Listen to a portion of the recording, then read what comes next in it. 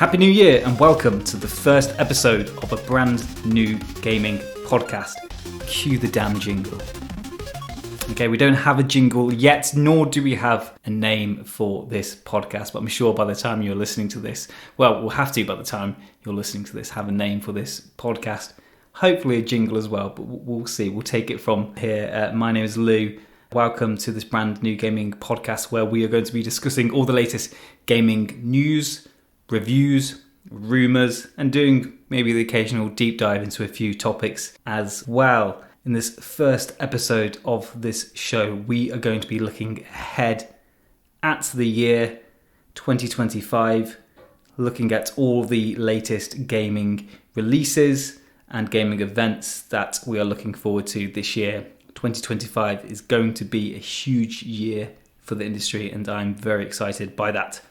But before we crack on, what have we been playing this week? So for me, I've not had the most productive gaming week ever, unlike a lot of people during the festive season who like to spend this time to catch up on their backlog. I've been out and about visiting a lot of the relatives, as you can expect, and haven't done a terrible amount of gaming, unfortunately. However, I have managed to sneak in quite a bit of Mario Kart 7 on the 3DS during this period. I only picked it up a few days before Christmas. I wanted something that I could take with me during my travels over the Christmas period. I first picked up a 3DS this year, new Nintendo 3DS XL, fantastic device, and something that I'm probably going to do dedicate a whole episode of the podcast to, because it is an incredible machine. And I only picked up Mario Kart 7 a few days before Christmas. I thought I could sneak it in between, seeing family members. Finished most of the cups on 50cc, 100cc and 150cc so far, and I'm probably going to finish off the rest before going back to work tomorrow. Also been playing try to catch up on the latest patch for Helldivers 2 just before going away for Christmas as well, which was launched at the Game Awards, of course.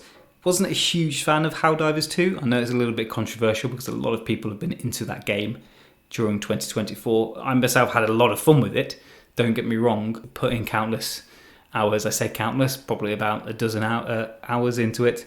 Very enjoyable, but isn't something that I keep coming back to, but it was nice to dabble in it a little bit. So that's what I've been playing over the past week. But today's show isn't about looking at the past, it's about looking towards the future. 2024 was surprisingly a pretty packed gaming year. Not quite as epic as 2023. It lacked, a Tears of a Kingdom or Baldur's Gate 3, but there was still a lot of surprise hits. However, 2025 is probably going to be the biggest, most important year in gaming history. In fact, I think we can confidently say it will be the biggest gaming year financially, but I think also creatively and culturally we'll look back at 2025 and the years to come and say that was peak gaming, similar to how we do these days with, 2004 when we had MGS3, GTA San Andreas, Pokemon Ruby Sapphire, those sort of years. And I'm personally incredibly hyped for this year in gaming. So first up, one of the things I'm looking forward to, which is a bit of the elephant in the room, which everybody else is looking forward to, hopefully, is Grand Theft Auto 6. We're expecting it this year. We've had a reveal trailer. We've even had now a remaster of the GTA 6 trailer before we've even had GTA 6 itself. Not seen any gameplay yet, but what we have seen looks pretty incredible. We're back in Vice City, which is a personal favourite GTA location for me, and it's going to be, I'm sure, an incredible game. Rockstar are cooking. Let's leave them to cook with this. I've not been the biggest GTA fan over recent years. Historically speaking, I played GTA 2, I believe it was, on the PS1 a long time ago. Ironically, I think we got given a chipped copy of GTA 2 when it was the top-down bird's eye view game. Didn't really get into it that much. However, it was then on the PS2 I started to play Vice City a lot more. GTA 3, dabbled in, but I don't think I ever finished it. I don't think I even got to the second island. But then GTA Vice City, absolutely fell in love with. The music, the location, everything about that game was pretty much perfect. Wasn't a huge fan of San Andreas, but I still played it. Personal favourite mission of mine during that game is when you have to go and, I believe, set fire to a weed farm. And then as you do that, you of course, as you can imagine, get high, or character gets high during it, and the screen goes a bit blurry. But I never delved into GTA 4 or GTA 5, apart from occasionally when with friends. But I am looking forward to GTA 6, not least of all because we are returning to Vice City. This is probably going to be one that I will pick up on day one. I think a lot of people are probably going to be picking this up on day one, on launch day. In fact, I think this is going to be such a huge cultural, economically important event that I think that the week that this releases, that it launches, there will be an economic dip worldwide, a productivity dip, because so many people are going to be calling in sick on that day or taking it off as annual leave, that there will be an economic dip. Now, there was a lot of speculation there was going to be a release date reveal. I think it was last week. I think there was a theory floating around that some numbers that appeared in the trailer, if you added them together, equaled 2712 or 1227 if you're in America. And there was a bunch of other conspiracy theories linked to this date too. Obviously, none of them came true, but I'm absolutely loving all of the GTA 6 kind of speculation, hype, conspiracy feelings that are going around at the moment. Is really quite enjoyable. I, for one, don't actually think that it's going to be released this year. I have a feeling that they're going to push it back to a 2026 date. I think Rockstar are cooking with this. I think this is going to be the most important game release ever. It's going to be an incredibly important part of the cultural and art zeitgeist. I don't think they're going to feel like they need to follow any pressure and release that game this year if they don't have to, if it's not absolutely perfect. I can't see a situation where they rush this game out. Obviously, they're not rushing it out, but I can't see any point of them taking all of this time to produce this game, to develop this game, and then rush it out at the last minute this year with, performance issues. So I wouldn't be surprised if this gets pushed back to 2026. It is a packed year in gaming as a whole. We'll come to a few more examples of that later. So it wouldn't surprise me if they wanted to avoid some of those big releases that are also coming this year. Not like it's going to matter hugely anyway. I think pretty much everybody is going to be buying this game. But still, who knows? I don't think there's any pressure for Rockstar to actually release it this year if they don't need to. I also wouldn't be surprised if this game retails much more than other games at the moment. I really wouldn't be surprised if it launches at a £80 mark, £70 to £80 mark. In fact, I think they could charge pretty much anything up to £99 for the standard base game. And Rockstar could still get away with this and rake in the cash. Everybody's going to be wanted to purchase this game. I also suspect they're probably going to have an early release version of the game as well, where they'll release it 3, 4, 5 days, maybe even a week before the actual base launch, and they'll charge well over £100 for that privilege. And again, you're going to have thousands of streamers, YouTubers, etc. all over the world who will be paying to receive early access so that they can stream it or make their videos for it as early as possible. So I wouldn't be surprised if that happens too. I'm looking forward to hearing more about GTA 6 in the months to come. Let's wait and see what happens. See if any of my predictions are correct. As I say, I think it'll be delayed till 2026. I think it'll cost more than a lot of other games.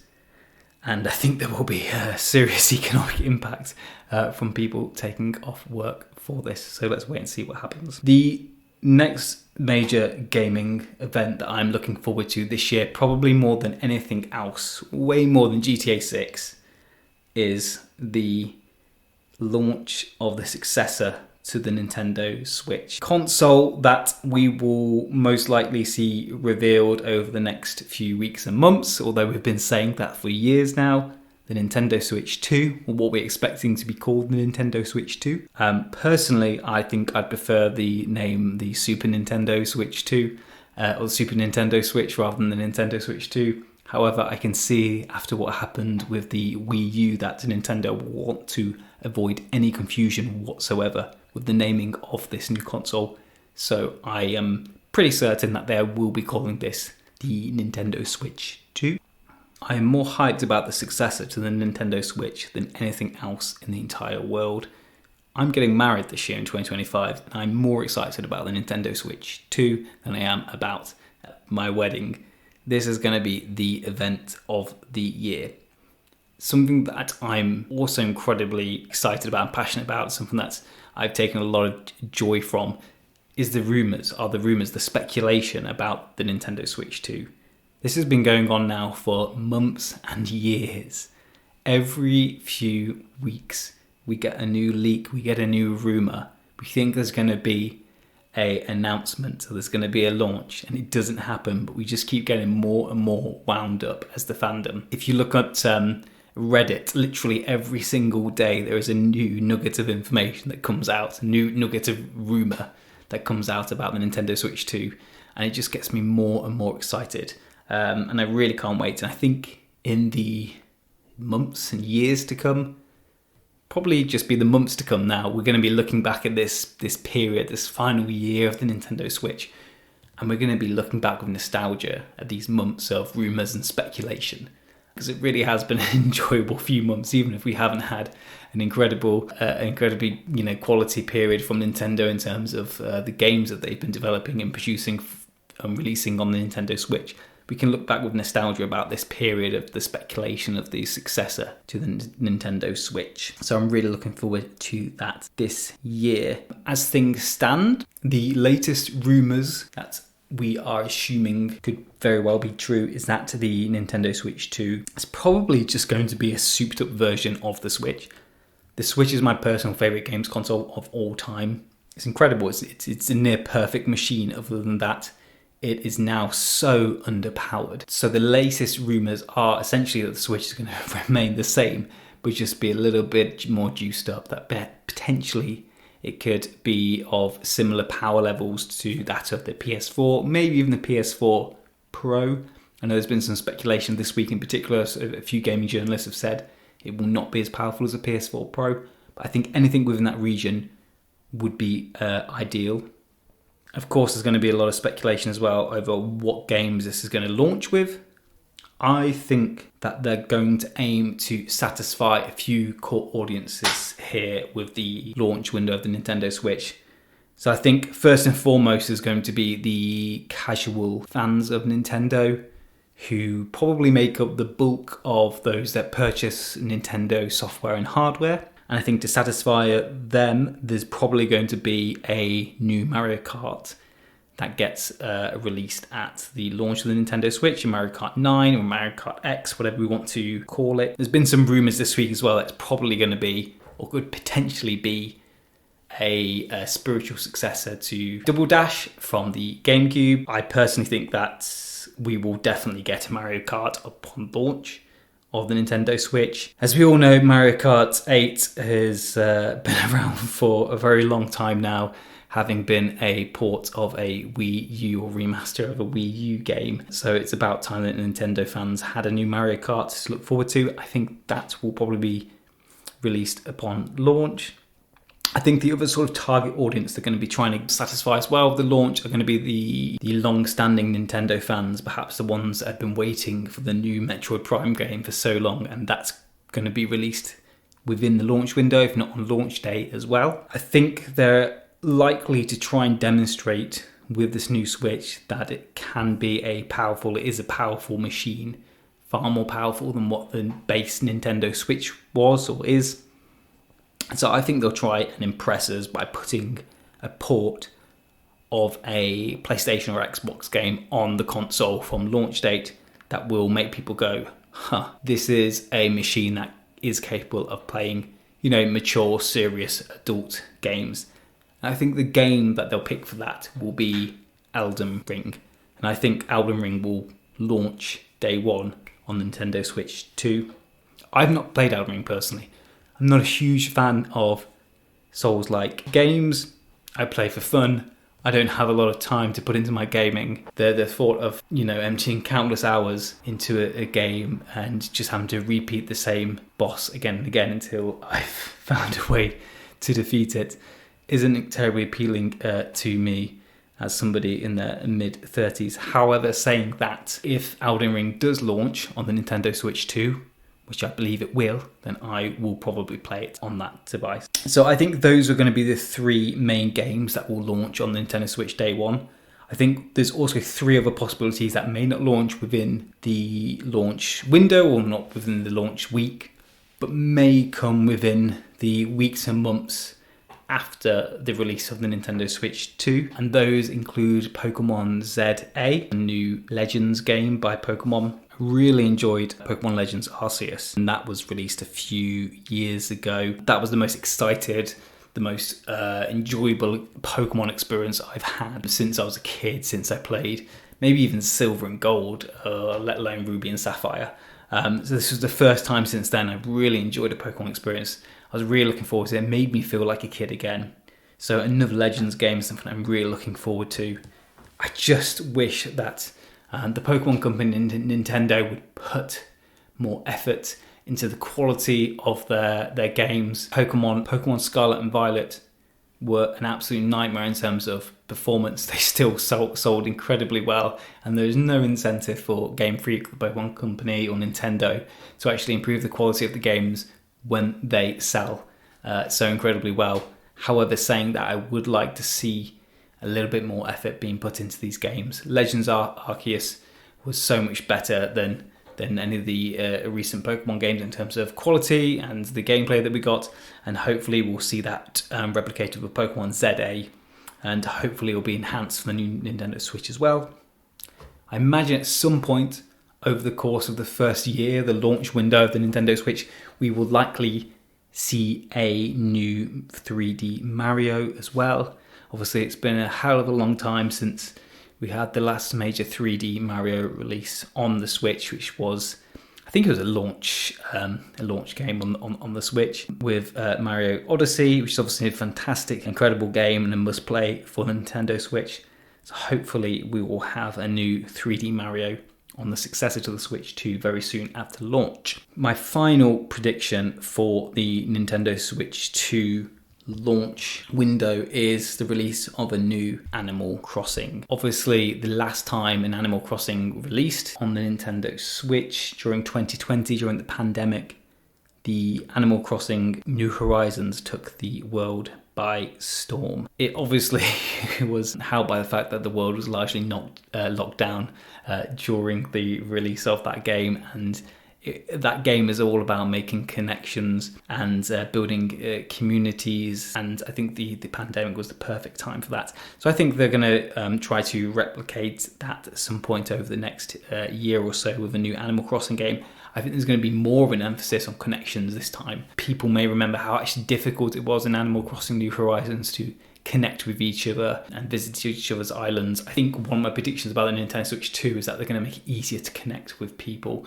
to be able to play together, to be able to stream content, to make gaming on the console a lot more social than the base Nintendo Switch. So I think there'll be an Animal Crossing at some point over the next year or so, and I think within that there's going to be more of an emphasis on connecting and social gaming with other people as well. So those are my predictions for the first 12 months or so of Nintendo Switch 2. I think we're going to have Metroid Prime 4, Mario Kart, Elden Ring on launch, and then not long afterwards or within the launch window, Pokemon ZA, 3D Mario, and Animal Crossing as well. I mean, if that's the first 12 months of the new console, then I'm going to be so impressed. I'm also not going to be leaving the house much over the next 12 months if that's the case. So we know that this console will be announced or revealed before the end of the financial year, before the 31st of March this year. Of course, we're all hoping that it's going to be soon. Some of the rumours are saying that it's going to be in January because of the amount of leaks that there has been. However, saying that, the only reason why I don't necessarily agree with that prediction or rumour is because most people aren't looking at the Nintendo Switch 2 rumour subreddit, which I am doing on a daily basis. Most people don't know that the Nintendo Switch 2 is largely probably going to be just a Nintendo Switch 1 but souped up. So I don't think Nintendo feels like they're under any pressure to announce this more early than what they were expecting. So I think we will get a reveal, of course, within the next 3 months or so. And I think there's a big question mark over whether it will launch this side of the financial year or after the 31st of March. But either way, I think by June, I think we'll have the new console in our hands, which I'm very excited about. Let me know in the comments or get in touch if you're also excited for the new Nintendo Switch console that's coming out this year. Let me know what you think of my predictions.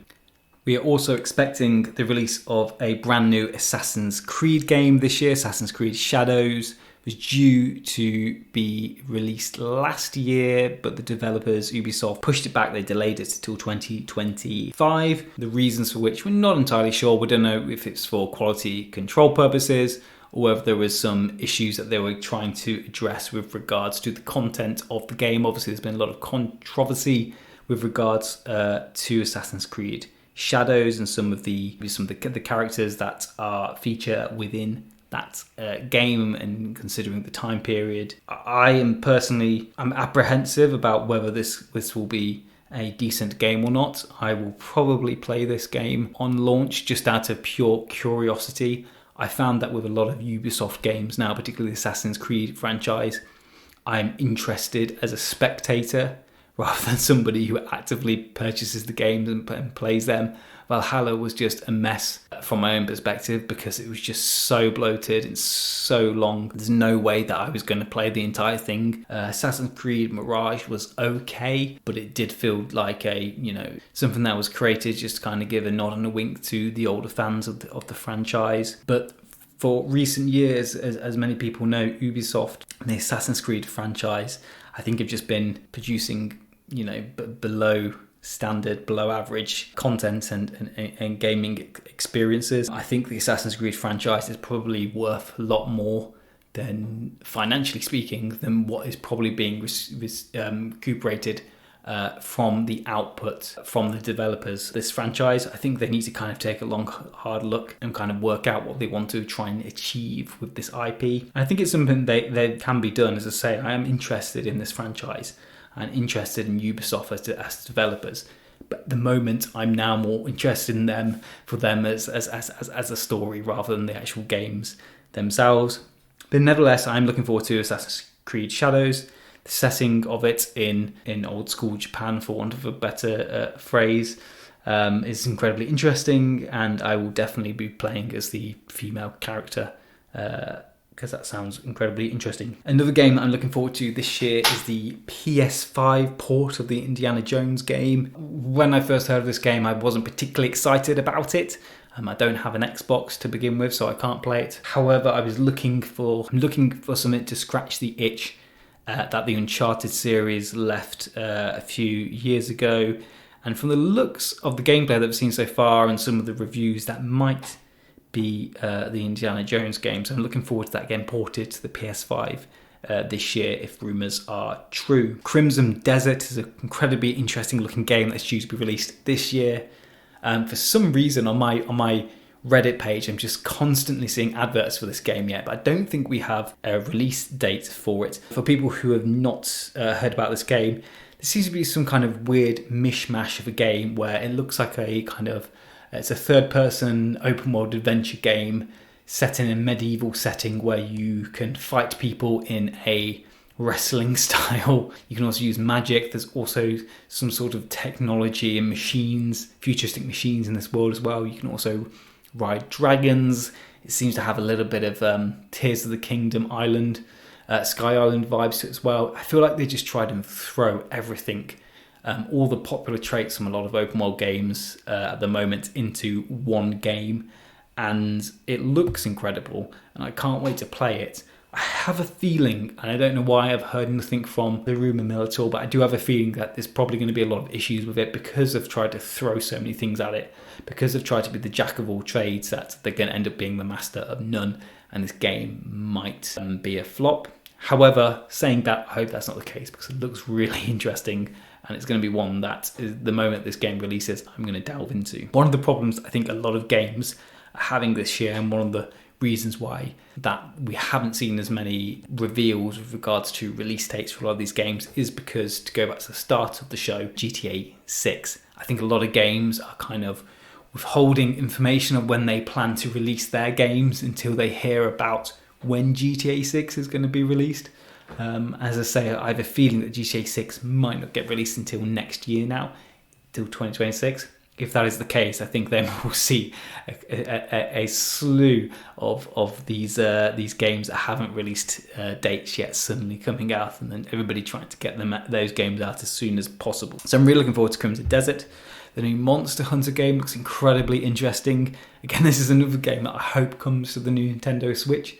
It's very much from my point of view, a Nintendo-y franchise. However, obviously it can't come to the current Switch console. Really looking forward to that. The graphics and the gameplay of that look incredible. It looks exactly what I would want from a Monster Hunter game, so I'll have to check that out later in the year. Metal Gear Solid Delta, the remake to Metal Gear Solid 3 Snake Eater.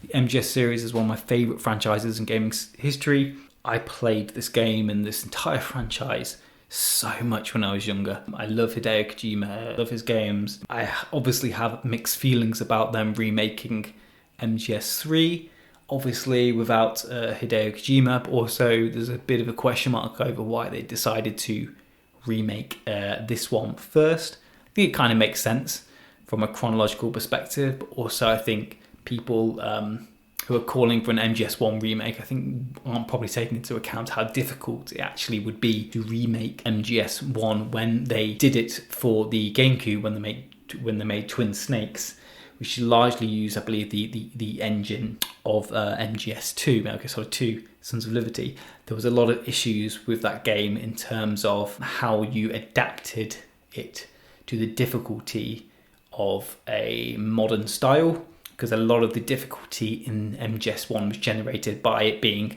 a relatively top-down style where you could not move the camera around. So I think you actually have to put in a little bit more effort when remaking that game. But anyway, I'm really looking forward to MGS Delta. So I'm a little bit apprehensive because I am a Hideo Kojima fan. I do feel like me playing this game kind of betrays him a little bit. I also am kind of raising an eyebrow a little bit about how they're just reusing the same audio files as the first one. This is going to be a scene-by-scene remake. Isn't going to be a little bit of a reimagining. I don't think there's going to be much additional content like there was with the Resident Evil 4 remakes or the Silent Hill 2 remakes. However, saying that, this is still one of my favourite games of all time, and I'm almost definitely going to be playing this game on launch. While staying on the Hideo Kojima theme, we are expecting news at some point within the months to come of when we are likely to get a release date for the new Death Stranding game, Death Stranding 2 on the beach. As I say, I'm an extremely big fan of Hideo Kojima. Just received his book actually for Christmas, which I'm looking forward to delving into. I'm a huge Death Stranding fan. Loved the first game. I thought the music, the atmosphere, the gameplay was just so unique and so atmospheric. I can't wait to delve into the second one. I don't even know if they're going to be releasing it this year. It may get pushed back to next year, and I wouldn't be surprised if again that was another game that Hideo and his team in Japan are probably holding off for the release of the new, or the reveal of when the new GTA will be released, so that they don't clash with that.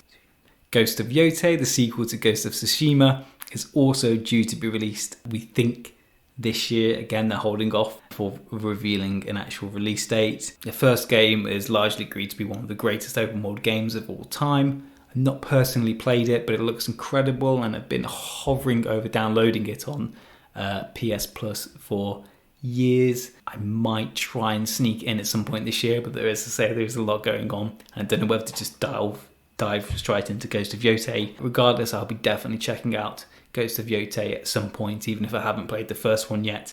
There's a bunch of other games as well that are due to be released this year, which I won't go through in great detail, but I'm looking forward to Dynasty Warriors, Avowed, Kingdom Come Deliverance. I believe there's going to be a new Mafia game out this year as well. The original games, never played them, but always looked fantastic.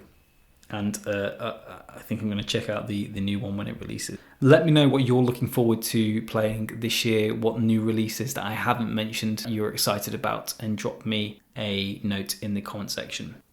So those are the games that were at the top of my list for 2025, the games that I'm most hyped for and looking forward to, all the gaming events I'm most looking forward towards. Do let me know down in the comments what you're looking forward to this year, what games you're most hyped for, which games that I missed out from that list, because there's an awful lot of games that are going to be released this year that we know about, and I'm sure there's going to be quite a few as well that we don't know about as well. Before we wrap things up, I just wanted to reflect on some New Year's resolutions in terms of gaming. For 2024, one of the things that I tried to focus on was trying to clear the backlog. 2023, as I mentioned, was quite a big year in gaming, with some big chunky games like Baldur's Gate 3 and Tears of the Kingdom. There was a lot that I wanted to catch up on in 2024, tackle some of the backlog, and focus on some of the games I've missed throughout the years, some more retro games. As I mentioned earlier, I got my hands on a new Nintendo 3DS XL this year, which has been incredible experience, and I will dedicate a podcast episode to that at some point. But 2025 and looking forward, I want to be the year where I focus on the new releases that are upcoming, particularly with regards to the new Nintendo Switch console, which I cannot wait for. But do let me know what your New Year's resolutions are for gaming. Let's start a bit of a discussion in the comment box. I don't even think there is a comment box on podcasts, but whatever. Drop me an email. We'll have a discussion. But that's it for now. Thank you very much for listening. We'll be releasing new episodes as soon as possible. If you do have any ideas for topics that we could discuss in future episodes, do drop me an email or a comment. I hope you have a fantastic start to the year, and I hope you manage to fit in a lot of gaming, and we'll see you very soon.